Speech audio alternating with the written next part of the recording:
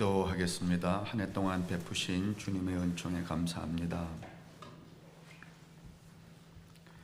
습관적으로 모자라고 부족하다 그렇게 느끼고 살지만은 따지고 보면 한 해를 다 지내놓고 보면 항상 모자라지도 않게 또 넘치지도 않게 알맞게 저희들의 생명과 삶을 인도해 주신 하나님이신 것을 알게 됩니다.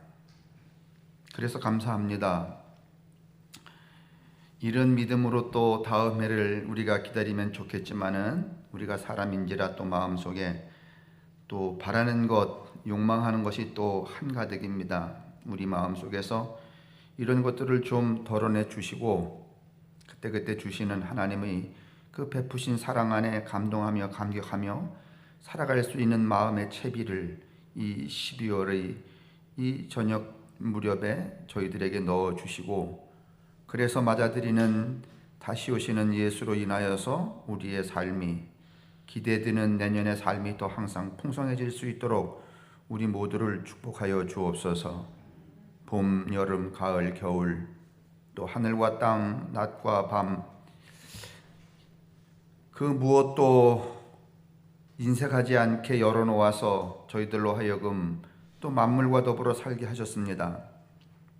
우주의 정한 시간을 따라 생각도 몸도 풀어지는 이제 나이가 들어서 올 한 해 또 내년이 어떨지 알 수 없는 길 위에 저희들이 섰으니 저희들로 하여금 십자가 예수 그리스도 또 성령을 통하여서 한층 너그러운 사람, 더 넓어지는 사람, 그리고 주께서 우리에게 당신의 목숨을 내어 놓으신 것처럼 그렇게 우리 자신을 베푸는 사람의 삶으로 저희들이 살게 하여 주시기를 간절히 구원합니다.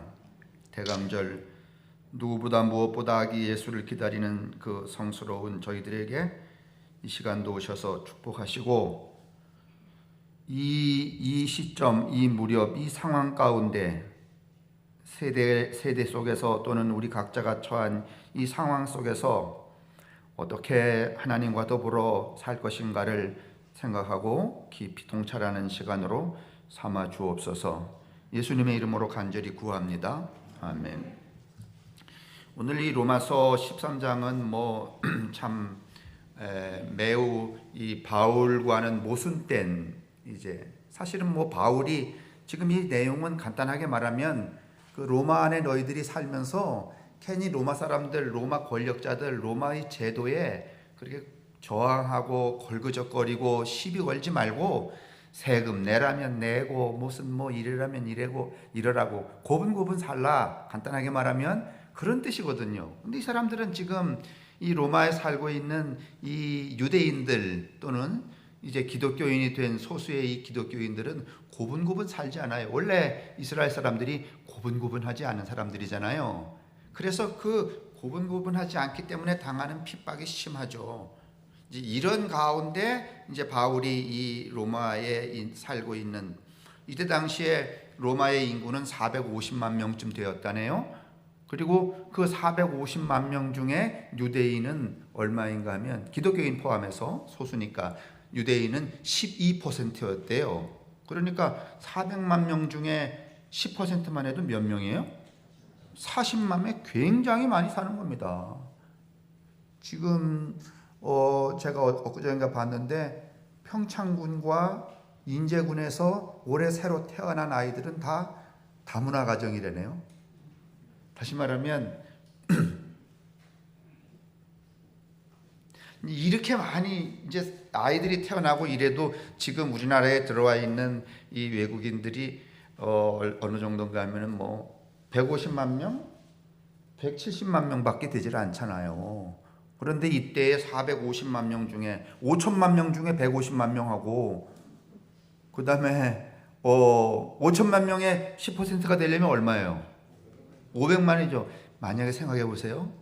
지금 우리나라의 인구 구성 중에 5천만인데 이 다문화 가정의 이 식구들이 외국인들을 포함해서 이 식구들을 포함하면 500만이다 그러면 이 나라가 여러분 아 그래 편안하다 저분들이 계셔서 우리 일도 해주고 이럴까요? 아니면 여러분 마음속에 이러다 뒤집어지는 거 아니야? 이럴까? 근데 또 그 양반들이 여러분 가만히 계시지 않고 생각해봐요. 지금도 이 150만 명 되는 이 외국인 뭐 노동자들을 포함해서 한 200만 명이라고 합시다. 200만 명이 말이죠. 매일 도청 앞에 가서 데모해서 말이지 우리의 인권을 회복시켜줘라 말이지. 우리도 말이지 뭐 해달라 막 주장하고 말이지 거리에 나가서 빨간 티 누르고선 행진하고 그러면 여러분들 편안하겠어요? 아니면 불안하고 두렵겠어요? 아마 지금하고는 완전히 성격이 다른 양태가 될 거예요. 근데 여기는 지금 450만 명 중에 12%가 여러분 유대인들인데 이 사람들이 고분고분하고 그냥 비닐하우스에 살아라면 비닐하우스에 살고 이래요? 아니면은 막 야단 발광이야. 그래서 이 클라디우스라고 하는 황제가 이 사람들을 로마에서 추방을 해요. 저것들 가만히 내버려뒀다가는 말이지 아무것도 안 되겠다고 생각을 해갖고 추방을 하는데 이 글라디우스가 여러분 황제가 죽어요. 그러자 다시 이 사람들 추방당했던 이 유대인들이 다시 로마에 들어와서 살게 되었을 그 무렵에 그래도 이 사람들은 여전히 세금을 안 내겠다. 그 다음에 반정부적이자 그런 말이에요. 이방인이고 그 다음에 또 일종의 노예와 비슷한 처지에 있는 이 유대인들인데도 불구하고 로마에 고분고분하지 않는 그 상태 속에서 그러니까 그들은 늘 위협 속에 살아가죠. 언제든지 위협을 받을 만한 여기 필로라고 하는 이 바울과 같은 시대에 이 사람은 좀은 반친정부적인 로마의 이 로마 성향의 이 지도자였는데 이 사람의 글 중에 뭐가 있는가 하면 이때 당시에 이 로마에 살고 있었던 유대인들의 처지를 이렇게 기록해놔요. 가난 때문에 세금을 내지 못하던 유대인 한 명이 세금 징수원에게 끌려갔는데 가족들이 보는 앞에서 갖가지 수치스러운 폭행을 겪으며 잡혀갔다. 세금 징수원은 그의 육신을 온갖 고문도구로 괴롭히더니 결국 전대미문의 방식으로 그들의 목숨도 빼앗았다. 매일 이런 위협 속에 살고 있는 거예요. 바로 이런 사람들에게 바울이 무슨 편지를 보내는가 하면 로마서라는 편지를 보내요. 그 편지 한 토막이 이 13장인데 이 13장만 이 배경과 상관없이 딸랑 띄워놓고 보면은 야 이게 바울이라는 사람이 변절을 했구나.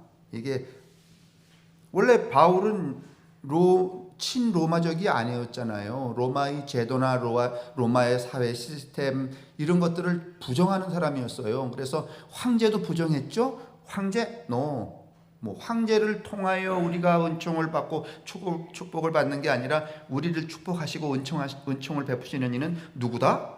하나님이다. 이런 이야기를 늘 했었는데 오늘 이 13장에 이런 이야기를 하고 있는 거죠. 그래서 이제 이것들을 문자적으로 푸는 상황과 처지, 지금 바울을 깊이 이 배경을 이해하지 않는 그 이제 우리 흔히 보수교단 같은 데에서는 이걸 문자적으로 해석해서 봐라 임마 여기 나와 있잖아. 그러니까 뭐 대통령이 아무리 말이야 뭐 광주에서 수만 명을 죽였더라도 누가 세웠다? 에? 아니 그러니까 자기 백성을 그냥 그 정권을 권력을 참탈하느라고 수만 명을 죽였어도 그러고서는 대통령이 되었어도 그는 누가 세운 거다? 하나님이 세운 거다. 그러니까 뭐 동방의 뭐 선지자로 예언자로 목사들 그런 사람들 많았잖아요. 지금도 있지만은 근데 그 근거가 어딘가 하면 이 로마서 13장이란 말이죠. 근데 저는 오늘 이 본문을 뭐 그게 옳거니 그르거니 이렇게 생각하려고 하는 게 아니라 저는 이걸 이렇게 오늘 여러분에게 말씀드려보고 싶어요. 종교라는 것은 하나님 신을 믿는 법이 종교고 법에 충실한 게 종교가 아니에요. 종교란 신, 그게 하나님이든지 무엇이든지 신을 믿는 법에 충실한 것이 종교가 아니고 종교란 신과 함께 살아가는 삶에 관한 길이다. 그러니까 신을 섬기는 법이 아니고 신과 함께 살아가는 삶의 길에 관한 것, 그게 종교란 말이에요. 자, 이 신과 함께 살아가는 삶의 길과 신을 믿는 법, 이 둘이 얼마나 여러분 다른가 한번 생각해 보세요. 여러분이 아시는 것처럼 1500년 이 무렵에 종교개혁을 했어요. 루터라는 분이. 그렇죠? 아니, 루터는 들으셨잖아요. 우리가 대부분 루터 그러잖아요. 1500년. 근데 왜 종교개혁을 하게 되었어요? 캐토릭이라고 하는 이 기존의 이 종교가 사람이 신과 함께 살아가는 길을 제시를 한 거야? 아니면은 그 신을 믿는 법을 강화한 거야?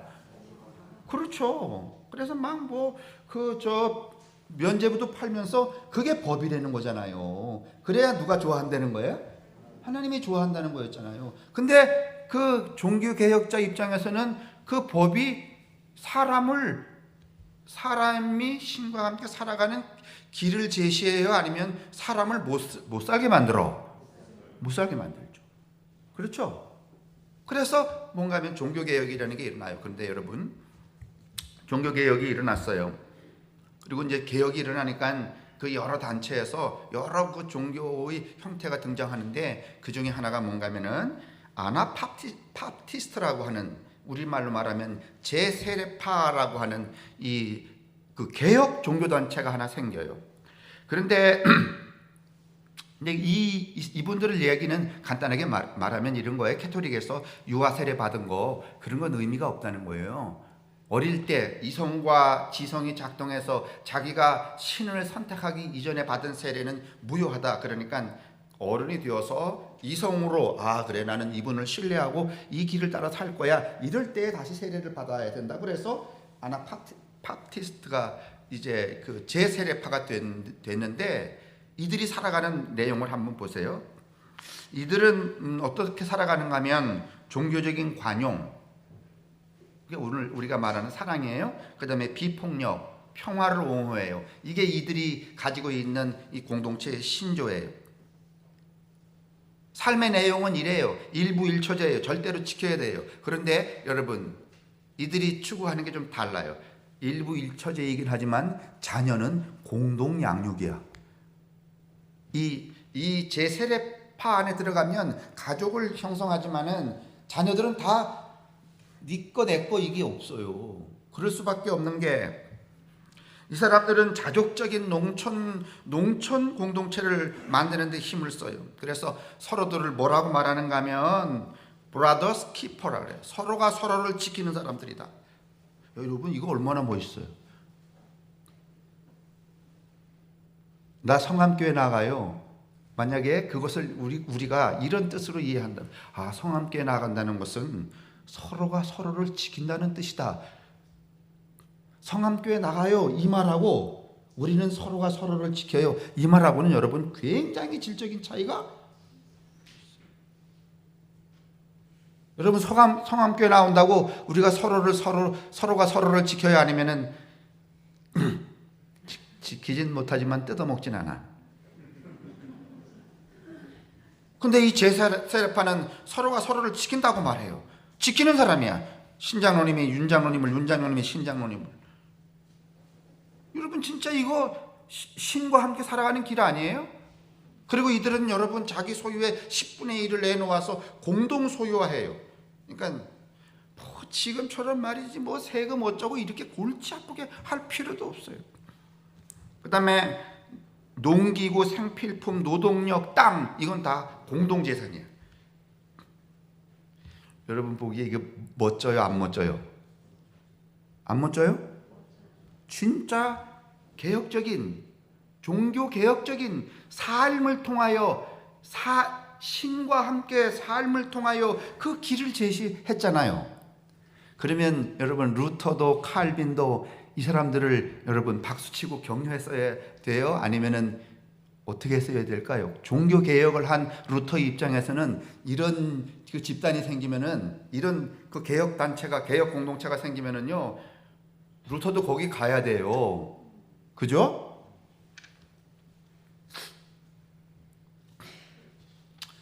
자, 보세요. 그런데 여러분, 이렇게 땅을 공동 소유하고 10분의 1을 내어서 함께 살고 이렇게 하니까 무슨 불안한 문제가 생겼는가 하면 큰 대지주들이 이 사람들을 미워하기 시작해요. 그리고 1529년에 1517년에 종교개혁이 일어나고 한 10년 지난 다음에 수파이어 회의라고 하는 회의에서 무슨 그 결의를 하게 되는가 하면은 성직자들은, 당시의 성직자들, 캐토릭을 말하는 거죠. 성직자들은 이 아나바프티스트를 발견하는 즉시 그 자리에서 짐승처럼 잡아 죽이라, 이런 회의를 해요. 기존 사회를 어떻게 하는가 하면은 이렇게 질서 없게 만드는 집단이 되고 말았거든요. 그런데 여러분, 이런 그 결론이 나가고서는 이 캐토릭의 성직자들이 말이죠, 이 제세례파를 보면은 그냥 짐승처럼 잡아 죽였습니다. 그러면 그때 루터가 어떻게 했을까요? 처음에는 조금 동조를 하다가 갑자기 선회를 합니다. 그리고서는 군주들에게 무슨 말을 하는가 하면, 나도 그들을 잡아 죽이는 일에, 짐승처럼 잡아 죽이는 일에 동조한다, 이렇게 선언을 해요. 칼빈이라고 하는 장로교의 이 창시자도 동일하게 그렇게 해요. 그리고선 1528년에 여러분 뭐를 하나 내는가 하면은 이 루터가 말이죠, 어떤 글을 조그만 글을 하나 써요. 이때 당시에 이 제세례파들이 얼마나 고통을 받았는가 하는 내용을 어느 이 아나바프티스트를 연구하는 학자가 이렇게 썼다고 그래요. 어떤 이들은 벽에 매달려 사지가 찢어지기도 했고, 그냥 함께 모여서 나누어서 평화스럽게 비폭력으로 산다는 이유 때문에 이런 고통을 당하는 거야. 지주들과 군주들과 그 다음에 이 개혁적 지도자들을 통하여서 어떤 이들은 불에 타 재가 되었고, 어떤 이들은 기둥에 묶여 구워졌다. 나무에 목을 매달아 죽이기도 했고, 칼로 머리통을 베기도 했다. 어두운 감옥에서 굶어 죽어 시체로 썩어가는 이들도 있었다. 죽이기에는 너무 어리다고 여겨지는 아이들은 회초리로 매질을 한 뒤 몇 년 동안 지하 감옥에 가뒀다. 뜨거운 꼬챙이로 뺨에 구멍을 뚫었다. 여러분, 이게 무슨 동남아에서 벌어지는 몬도가네가 아닙니다. 이거 다 뭐 하는 분들이 하시는가 하면은 찬송 부르는 분들이 하시는 거예요. 기도하는 사람들이.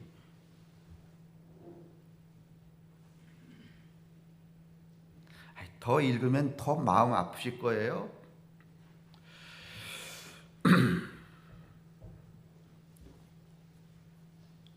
근데 여러분, 이런 것들을 추동하는 문서를 누가 쓰는가 하면은 루터가 쓴다는 거예요. 아니, 종교가 하나님 틀렸다 그래가지고서는 개혁을 한 사람도 여러분, 건강한 새로운 개혁 공동체가 생겼을 때 이들을 탄압하기 위해서 이런 변명을 해요. 이거 왜 그랬을까요? 여러분, 신을 믿는 법에 너무 치중하기 때문에 그런 거예요. 그 신과 함께 살아가는 삶의 길에 관심이 있더라면 이렇게 할 수? 아니, 신과 함께 같이 살아가는 삶의 길을 제시하는데 여러분, 네가 조금 다른 양태로 예수를 섬기고 함께 살아가는 공동체를 했다고 불을 달고 갖고 여러분 여기다 구멍을 뚫고 이럴 수 있어요, 없어요? 그런데 이 사람들은 눈도 깜짝하지 않고 해요.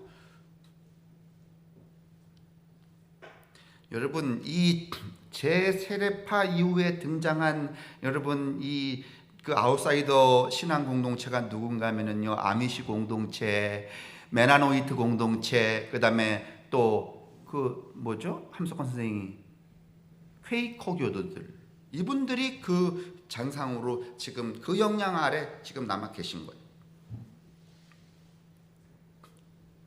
자, 처음에는 여러분 종교개혁하느라고 칼빈도 루터도 같이 동조를 했어요. 근데 여러분 1617년 이쯤에 넘어가면은 여러분 30년 동안에 여러분 30년 전쟁이라는 걸 해요. 종교전쟁에, 이게 종교전쟁. 어떤 전쟁인가 하면은 뭐 구교와 신교의 싸움이라고 말하지만 간단하게 말하면 루터와 칼빈의 싸움이에요. 다시 말하면 감리교와 장로교의 싸움이에요. 그걸 몇 년 동안 해요? 30년 해요. 그 30년 하는 동안에 서로 칼빈은 석가모니 믿는 분이에요? 아니면 예수 믿는 분이에요? 루터는 둘이 싸웠어요. 30년 동안 싸웠어요. 그 유럽이 막 쑥대밭이 돼요. 그 30년 동안 싸우는 동안에 몇 명이 죽었는지 아세요? 서로 다른 신을 섬기는 법의 이해 때문에 30년을 싸웠어요. 그 싸우는 동안에 여러분 얼마나 죽는가 하면 독일 사람만 800만 명이 죽어요.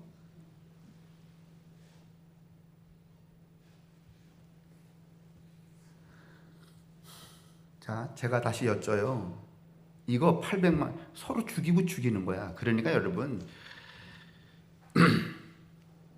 괜히 괜히 칼빈 이런 얘기 하실 거 없어요. 그 사람들 잘 우리가 정말 떠받들려면은 그분들이 회개부터 했어야 돼. 자기들이 그 종교적인 교리와 그 법의 그 신봉 때문에 얼마나 많은 생명들을 여러분 무참하게 학살했는지를. 근데 그렇게 학살하면서도 칼빈도 이 짝에서 학살하고 루터도 이 짝에서 학살하면서 다 누구의 이름으로 하는 거야? 여러분 이게 종교야 아니면은 광년병이야?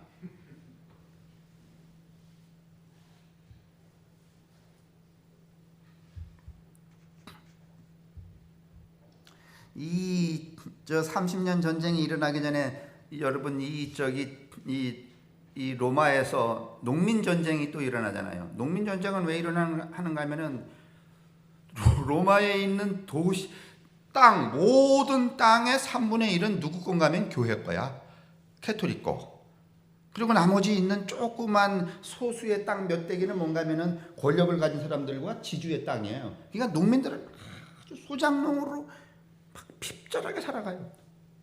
그래서 농민들이 여러분 농민 전쟁을 일으켜요. 이대로는 살 수 없다 막 곡괭이 막 이런 거 가져 나와 갖고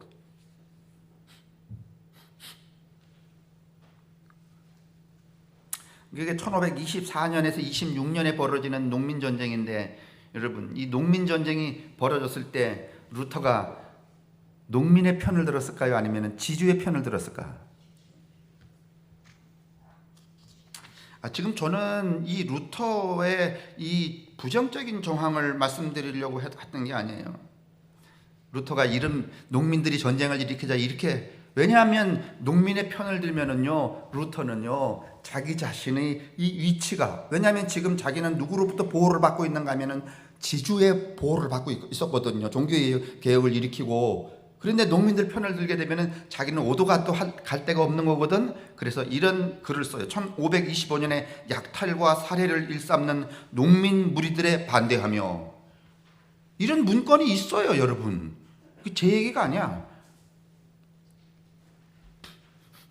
그러면서 여러분 이 루터는요, 살 수 없어서 땅 한 떼기 없어갖고 말이지 매일 개처럼 살고 있는 이 자기들의 처지 때문에 땅 나눠달라고 했던 이 운동에 여러분 그 농민들을 이 루터는 뭐라고 말하는가 하면은 미친 개떼다 이렇게 표현을 해요. 누가 그랬다고? 그 약탈과 살해를 일삼는 농민 무리들에 반대하며라는 그 소책자에 이런 내용이 나와요. 은밀하게든 공개적으로든 누구든 패고 찌르고 잘라 죽여야 한다. 누구 얘기라고? 누구 얘기요?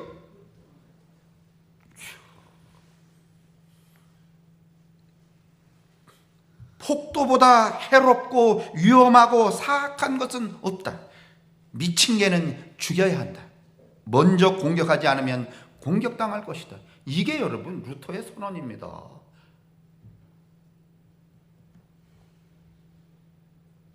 그런데 그러면서 밑에다가 이렇게 다는 거야, 정당성을. 이 모든 것은 하나님께서 나를 통해 세상에 행하신 일이라는 것을 누구도 기억하지 못하는구나. 그러니까 지가 하는 지금 이 말, 농민들은 저거 개떼다 말이지. 그러니까 패고 자르고 죽이고 그냥 그래야 된다. 이게 누구의 뜻에 따라?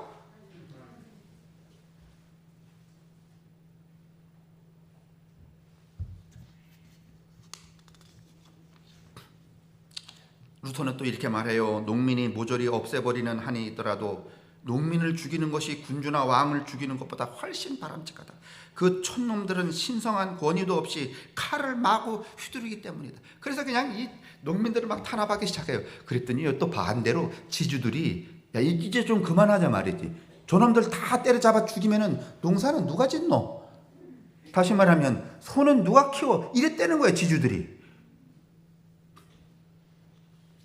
그리고 그 뒤에 일어난 것이 여러분 루터와 칼빈, 그러니까 구교와 신교 이렇게 말하지만 간단하게 말하면 이 30년 전쟁이라는 것은 1617년에서 48년까지 일어나는 이 800만 명이 죽어가는 이 전쟁은 여러분 루터와 칼빈이 싸우는 거예요, 여러분. 뭐 때문에 싸우는 거예요? 서로 잘 살려고? 아니면은 하나님을 믿는 법의 그 차이 때문에? 맞죠? 그러면 종교가 계속해서 하나님 신을 믿는 법에 여러분 근거해서 작동이 되면 거룩하고 경건하다고 하더라도 서로가 서로를 침탈하고 죽이는 사악한 결과가 언제든지 어느 때든지 어느 시대든지 등장할 수 있어요. 지금도 오늘 우리 사회가 여러분 무슨 뭐 이 보수적인 신앙, 이 하나님을 믿는 법에 관한 이해를 가진 분들은 뭐 이 세상이 돌아가는 거, 뭐 동성애라든가 젠더라든가 뭐 이런 거 대화하고 이해하려고 그래? 아니면 무조건 귀신이야? 무조건 귀신이야.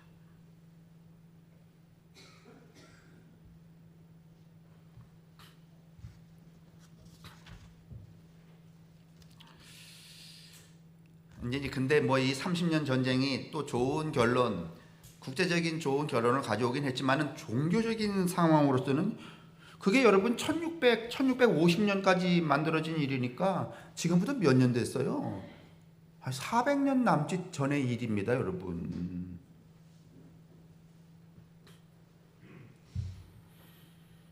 그래서 제가 드리는 이야기가 종교는 신을 믿는 법에 관한 거야 아니야.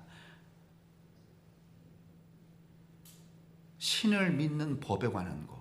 그 법은 여러분 조금씩 다 다를 수 있어요. 그러나 그 법이 절대가 될 수는 없단 말이죠. 종교는 여러분 신과 함께 살아가는 길이야.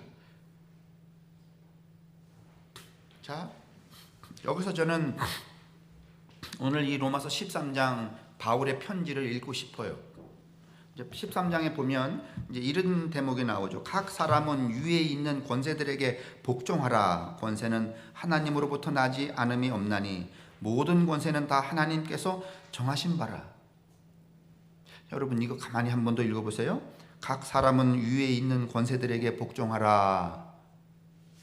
이 문장에서 뭐가 느껴지시는가요? 비굴하구나. 이렇게라도 살아남으라는 거로구나 하는 그 비굴한 게 좀 느껴지나요? 다 다를 수 있어요? 아니면은 야 계속 이러다가는 이게 살아남을 수가 없겠구나. 그러니까 요렇게라도 살아남아야지. 그래서 무서워서 이제 바울의 이 표현이 무서워서 야야야 그러지 말고 이래. 두려움이 보이시나요?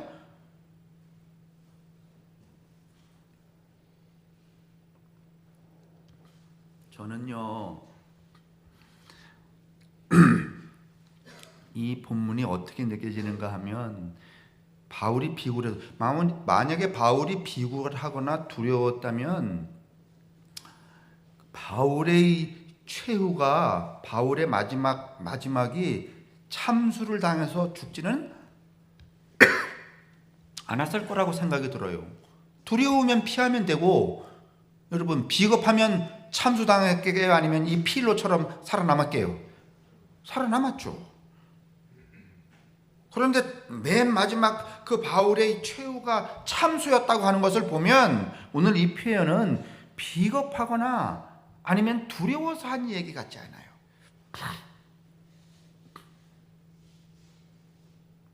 그러면 바울은 왜 지금껏 자기가 하지 않았던 이 언사를 이 13장에 쓰고 있는 걸까요? 바울은 한 번도 이런 표현을 그의 생각이나 그의 삶의 양식에 매우 어긋나는 문장 하나를 이 13장에 딱 배치해 놓고 있단 말이에요.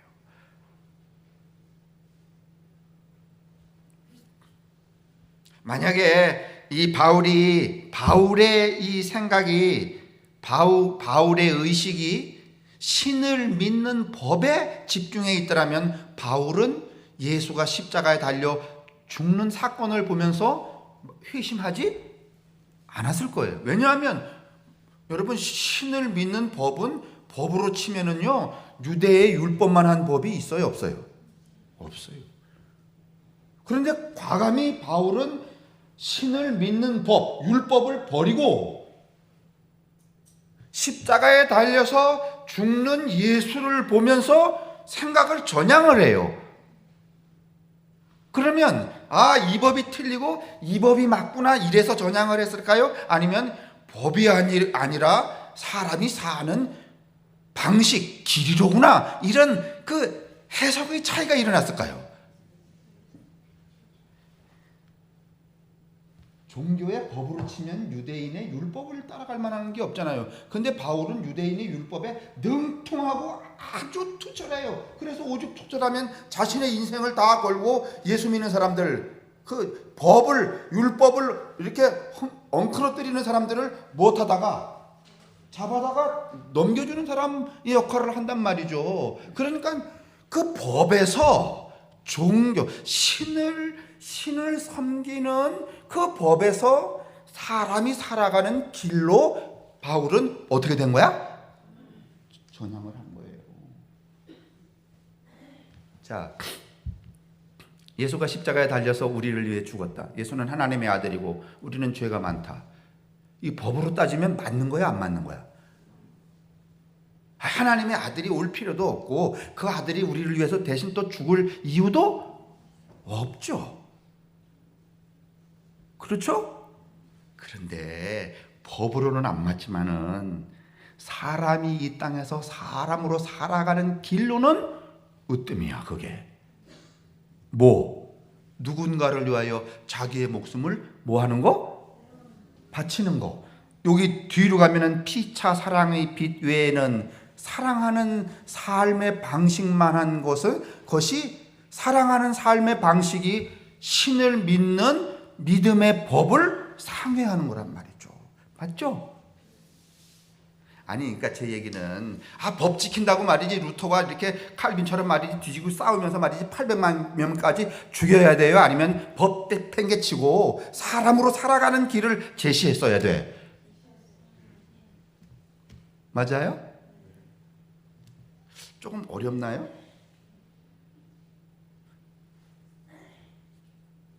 아니, 그러니까 칼빈하고 루터가 이렇게 서로 치고받고 30년 동안이나 사람 무수하게 많이 죽인 것도 여러분 왜 죽였어요? 그게 정의롭기 때문에 사람이 살아가는 길이기 때문에 아니면 믿음의 법을 지키기 위해서. 근데 믿음의 법을 지키기 위한 게 사람을 살렸어요? 아니면 수없이 많이 죽였어요? 그러면 종교는 믿음의 법이어야 돼요? 아니면 신과 함께 사람이 살아가는 길이어야 돼요? 길이어야 돼요. 그거를 여기서 우리가 힌트를 얻는다면 여러분 이 바울의 이 전향을 이렇게 해석할 수 있다는 거예요. 그리고 그 전향의 이 포인트가 되고 있는 예수가 십자가에 달려 죽는 그 사건은 여러분 신을 섬기는 법이 아니면 사람이 살아가는 길이야.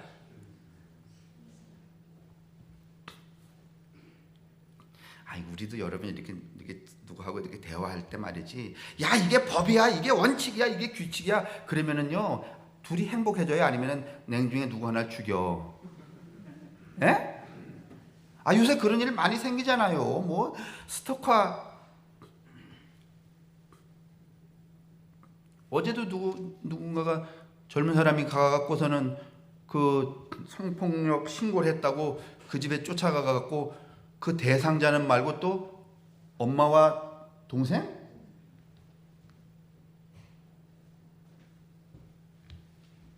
법과 원칙이라는 것은 이렇게 사람을 경도되게, 경직되게 만들어요. 그래서 사람을 살지 못하게 만들어요. 바울도 여러분 그 유대교의 율법 안에서 이런 것들을 절감해 이 한계를, 뭐 거기에 할례라고 하는 어떤 제도가 걸려 있긴 하지만은, 그런데 어느 날 예수가 십자가 달려 죽는 것을 보고 법을 무너뜨리고 어디로 넘어가는, 사랑으로 넘어가는, 생명으로 넘어가는 것들을 그 십자가의 예수 사건에서 깨닫게 되는 거예요, 여러분. 이게 바울이 가지고 있는 이 본바탕이에요. 그러면 바울이 오늘 이 13장에 로마에 있는 그런 처지에 있는 사람들, 이 사람들 쫓겨났다, 쫓겨 들어오고 말이지, 지금도 생명의 유해를 받고 있고 지금 이런 처지란 말이죠. 그런데 여기다 대고선 바울이 말이지, 그래도 목숨을 포기하고서라도 뭔가 하면은 걔들한테 덤벼라 이렇게 할까요? 아니면은 야 그까짓 건 내라 이렇게 할까?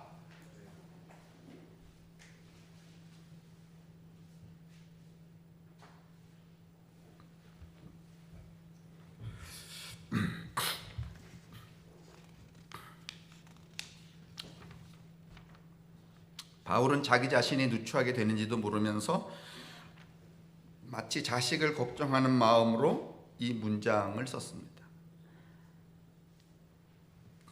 예전에 그런 거 있잖아요. 저도 최근에 만나는 사람 중에 한 분이 나이가 저 비슷한데, 이분 서울대 법대 갔어요. 춘천에서 춘고 나와갖고 갔는데 그 집안에서 얼마나 좋아했겠어요. 막 가자마자 여러분 데모에 참여해갖고 한 학기를 다니지 못하고 감옥에서 이제 다 끝내요.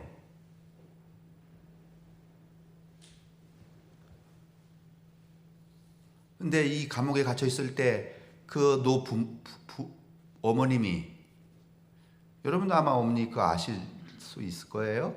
그 어머니가 찾아와서 그러더래요. 엄마는 뭐 이데올로기니 뭐 반공이니 뭐 이런 게 있어요? 아니면 그냥 자식을 사랑하는 마음밖에 없어? 응? 엄마가 그러더래, 여러분. 야, 나라에서 시키는 대로 좀 하며 살아라. 그럼 엄마의 그 마음이, 자식을 향한 그 엄마의 마음이 무슨 지금 이 자식이 말이지 그 못됐다고 말하는 그 대통령을 옹호하는 것도 아니고 무슨 그 양반의 이 지금 제도를 말이지 찬성하는 것도 아니에요. 이거 다 아무것도 아니에요. 그냥 무슨 마음인가 하면 애미가 누구를 사랑하는 마음. 그렇죠. 자기의 분신처럼 내어놓은 생명인데 여러 개 무슨 필요가 있겠어요? 여러분이면 안 그렇겠어요? 안 그렇겠어요?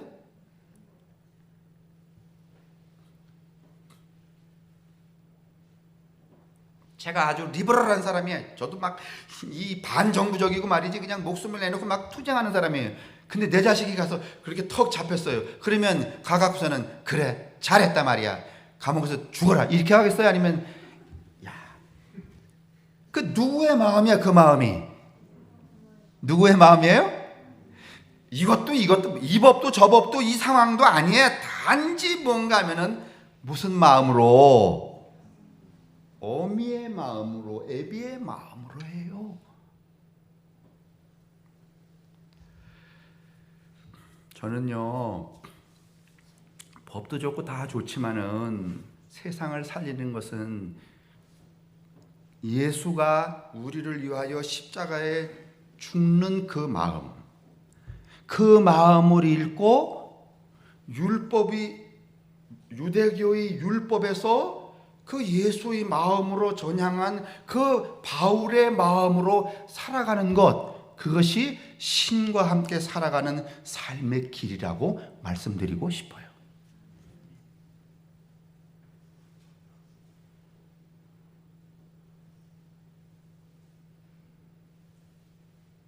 하나님의 법을 잘 지키는 종교인, 물론 모범적일 수는 있지만은, 그러나 얼마든지 지금 여기 우리 역사에서 본 것처럼 얼마든지 그 법 안에서 흉악한 짓을, 생명을 회파하는 짓을 할 수 있어요.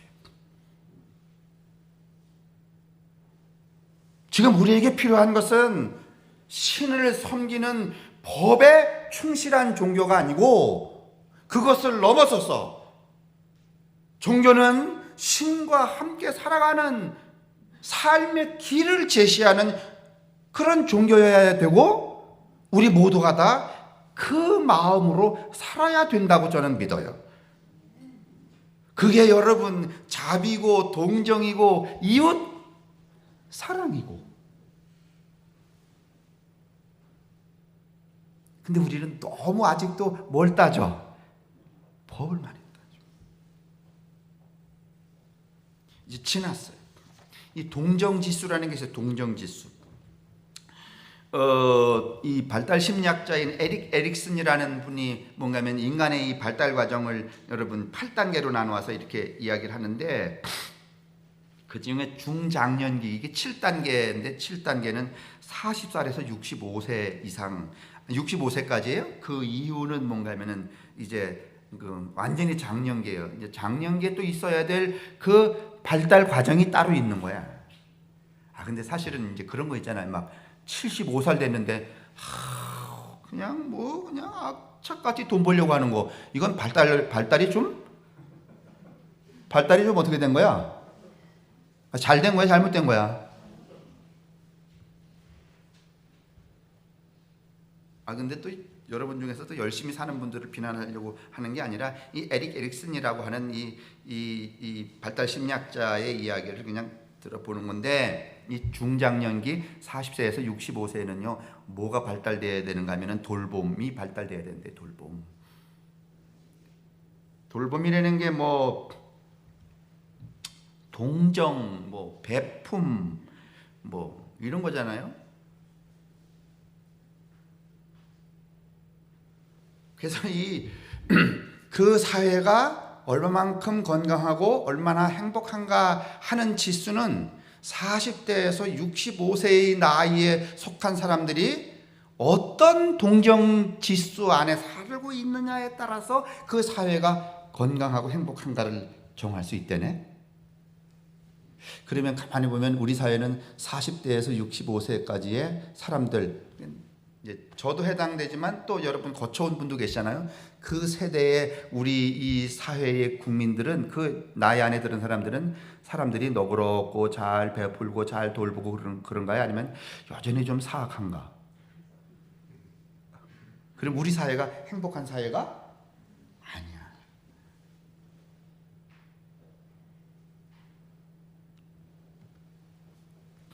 저는 오늘 이 말씀으로 이야기를 종결하고 싶어요.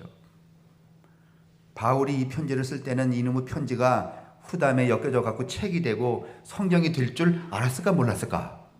몰랐죠. 어떻게 알았어요? 이거 그래봤자 서기 60년경에 써여졌을 텐데. 그냥 편지예요. 로마에 있는 분들에게. 근데 로마에 있는 사람들의 그 유대인들과 기독교인의 처지가 지금 목숨이 경각에 붙어 있어요, 없어요? 경각에 붙어 있어요. 그러면 어머니의 마음으로 무슨 편지를 쓸 수 있겠어요?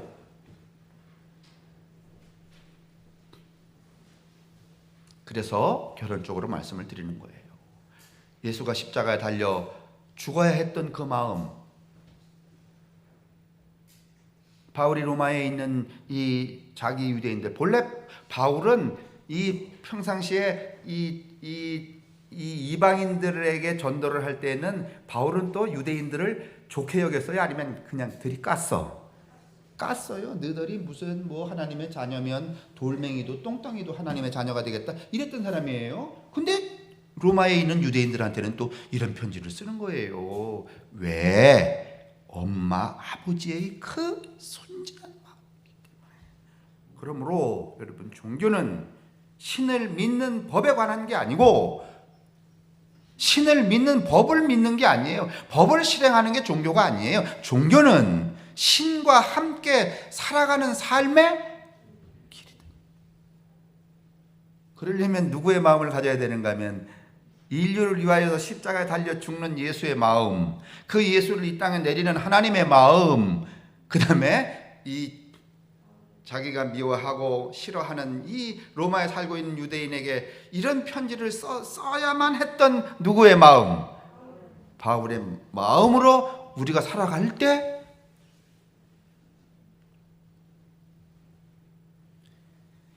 그게 세상을 행복하게 하는 우리 모두를 여러분 유익하게 하는 종교가 된다는 거죠. 이제 우리가 이럴 때가 되었어요. 그러니 사랑하는 성도 여러분, 뭐 에릭슨의 이 발달 심리 뭐 이런 거 말하기 이전에 내가 이 나이쯤에는 우리 종교도 지금 이제 벌써 200년 됐으니까 이제 이런 그 중장년기에는 들어왔으니까 이런 게 있어야 되는데 아직도 우리는 그 유아기를 벗어나질 못했죠. 그러니까 이 나이쯤에 내가 품어야 해야 될 내 마음이 어떤 마음인가?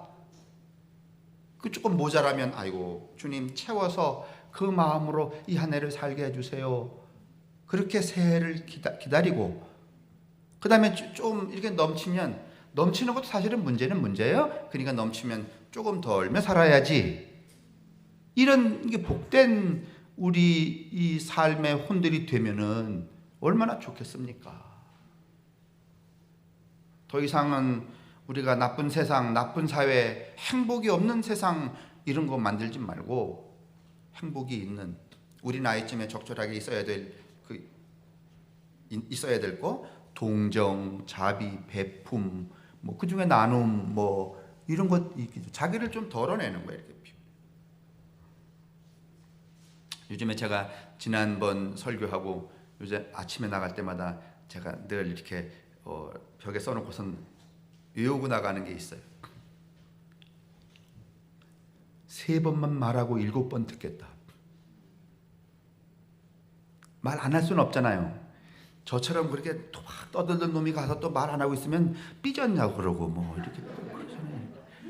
3번만 말하고 7번에는 말 안 하겠다 말이지. 왜냐하면 8번, 9번 하면 또 잘난 척하니까. 예? 아마 이거는 여러분들이 저 집 나갈 때 저 문 앞에다가 가스 잠그고 뭐 열쇠 챙기고 이런 것처럼 제가 늘 지킬 것 같아요. 3번 말하고 7번 듣고. 이제 이게 좀 잘 실행이 되면은 또 밑에다가 좀 줄여야지. 몇 번 말하고 2번 말하고 7번, 8번 듣고 좀 잘 지내면 그 다음에 이제 그게 아주 잘 되면 이렇게 하겠지. 한 번도 말하지 않고 눈만 쳐다보기. 이 사람이 이렇게 대화를 해보면요, 내가 막 말을 하는데 이 상대방의 눈동자를 보면 요 놈이 내 말 중에 치고 들어오려고 하는구나 안 하는 거를 느껴 안 느껴? 벌써 이건 있지만은 눈 아래 말이 막 돌아다녀. 사람이 이런 모양이에요. 근데 이거를 다 닫아버리고 이렇게 사람 쳐다보면 상대방이 얼마나 행복해 하겠어. 호수에 빠진 것 같지 않겠어요? 제발 저는 좀 제 노년이 그랬으면 좋겠어요. 제 소원이 그거예요. 십자가의 사랑을 위하여, 사랑하기 때문에 아무 조건이 없어요.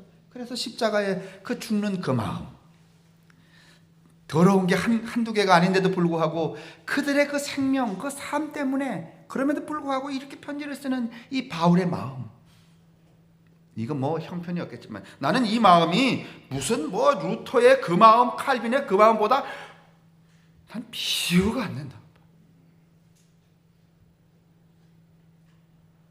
제가 이 책 700페이지짜리 지난주에 다 봤는데 이런 어마어마한 내용을 이게 종교라니 말이지.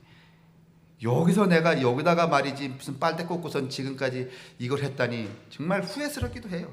벌써 내건져 써야 될 그 위인들인단 말이야.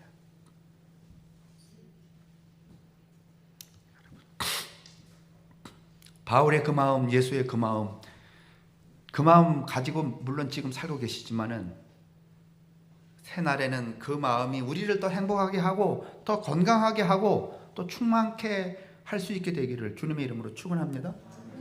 기도하겠습니다. 우리가 맨날 입만 열면 이렇게 말합니다.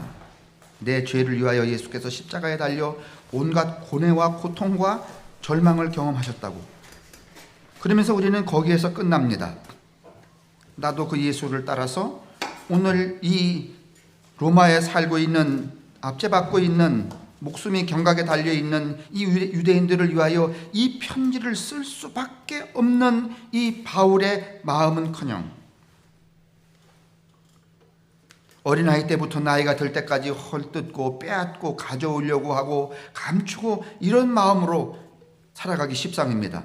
주님, 부끄러운 혼으로 당신 앞에 대면하여 오늘 이 고백을 드리오니 이제 나이도 찼으니 때가 되었으니 우리에게 그 예수의 마음 그리고 바울의 마음을 가득하게 넣어 주옵소서.